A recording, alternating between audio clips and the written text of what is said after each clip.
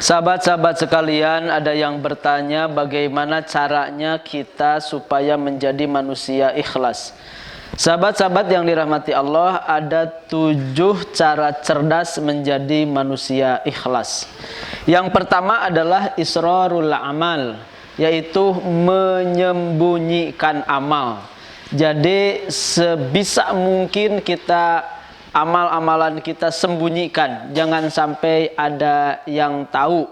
Ya, bahkan di hadisnya itu, hatta kalau yang berinfak tangan kanan, tangan kiri itu tidak tahu gitu. Di sini ada kalimat sab'atun yudilluhumullahu fi dillihi yaumaladilla illa dilluhu. Jadi ada 7 golongan yang nanti akan dinaungi oleh naungan Allah Subhanahu wa taala. Salah satunya rajulun yatasaddaqu bisodaqatin fa akhfahu hatta la ta'lamu simaluhu ma tunfiqu yaminuhu.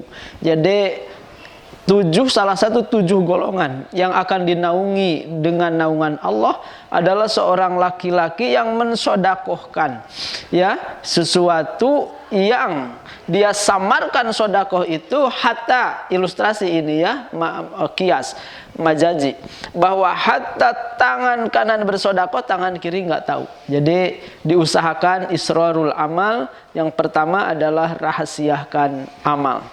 Yang nomor kedua adalah nafi'un nas, abaikan manusia. Jadi jangan kita terbang karena dipuji, jangan tumbang karena dicaci. Kita lempeng aja, mau dipuji mau dicaci nggak ngaruh. Berarti nafi'un nas, nabikan manusia. Kenapa? Wa ma umiru illa liya'budullaha mukhlishina lahuddin.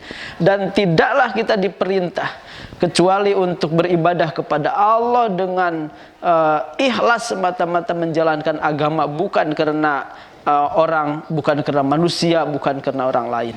Dan yang ketiga adalah tahqirul amal, sepelekan amal. Jadi yang nomor ketiga, untuk bisa jadi ikhlas, sepelekan amal yang telah kita lakukan. Jangan sampai kita menganggap itu amal hebat, amal utama. Sepelekan.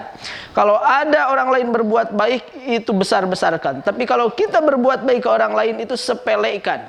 Kenapa? Karena nanti bahayanya ya ujub. Kalau kita mendewa-dewakan, mengutama-utamakan, menghebat-hebatkan amal, kita akan ada ujub. Sedangkan cacatnya ilmu dengan lupa, dan cacatnya amal itu dengan ujub. Hati-hati, maka tahqirul amal. Kenapa amal harus disepelekan? Karena nggak ngaruh amal itu kalau tidak ikhlas. Gitu, baginda Rasulullah SAW itu bersabda bahwa la yadkhulu ahadakumul jannata bi'amalikum illa ayataghammadaniallahu birahmatih. Tidak akan memasukkan amal-amal kalian ke surga ya kecuali Allah meliputi rahmatnya kepadamu. Jadi masuk surga bukan karena amal-amal kita. Masuk surga karena kita beramal, Allah merahmati kita, menyayangi kita, akhirnya kita masuk surga. Begitu. Jadi tahqirul amal, sepelekan amal. Yang keempat, nisyanul amal, lupakan amal. Jadi setiap kita beramal, lupakan. Setiap kita sudah ibadah, lupakan. Setiap kita sudah berbuat baik, lupakan. Jangan sampai kita berbuat baik terus diingat-ingat, karena nanti akan ada ujub, ada takabur, ada nanti mana itu mengorek-ngorek. Ya, ada menyakiti orang lain. Kalau kamu enggak saya kasih, kamu pasti anu. Kalau kamu enggak saya tolong, pasti anu. Itu bahayanya. Makanya nisyanul amal, lupakan amal. Ya, guru saya menyampaikan harus seperti kita keluar dari WC, dari toilet. Ya, kita enggak mungkin dan jijik membayangkannya atau mengingat-ingatnya apa yang terjadi di dalam barusan. Jadi lupakan amal.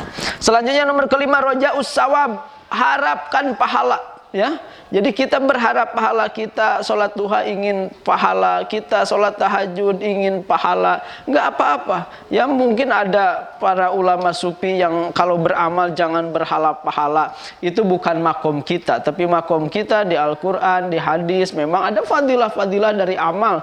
Maka harapkan pahala dari amal itu, insya Allah akan ikhlas. Kenapa? Karena yang memberi pahala hanya Allah, manusia nggak bisa memberi pahala. Maka kalau kita mengharap pahala, roja'us sawab, maka kita akan ikhlas. Selanjutnya yang nomor keenam adalah khaufud daf'i. Ada rasa khawatir, ada rasa takut, ada rasa cemas, khawatir ditolak. Ya, jadi khaufud daf'i itu takut ditolak. Kalau orang takut ditolak pasti ikhlas. Kenapa? Karena tentu yang menolaknya itu adalah Allah Subhanahu wa taala. Ya, masalah amal diterima atau menolak kan Allah. Maka kalau kita harap pahala dan kalau kita khawatir ditolak pasti ikhlas. Kenapa? Karena hanya Allah lah yang punya hak untuk menerima dan menolak. Selanjutnya yang nomor ketujuh, ad-du'a lil ikhlas. Kita doa ikhlas. Jadi doa minta supaya diri kita ikhlas.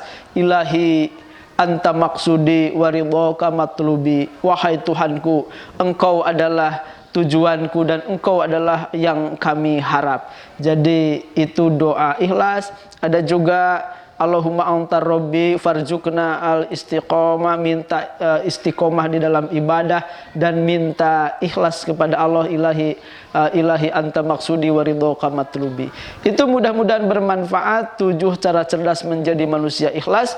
Wallahu a'lam bishawab. Assalamualaikum warahmatullahi wabarakatuh.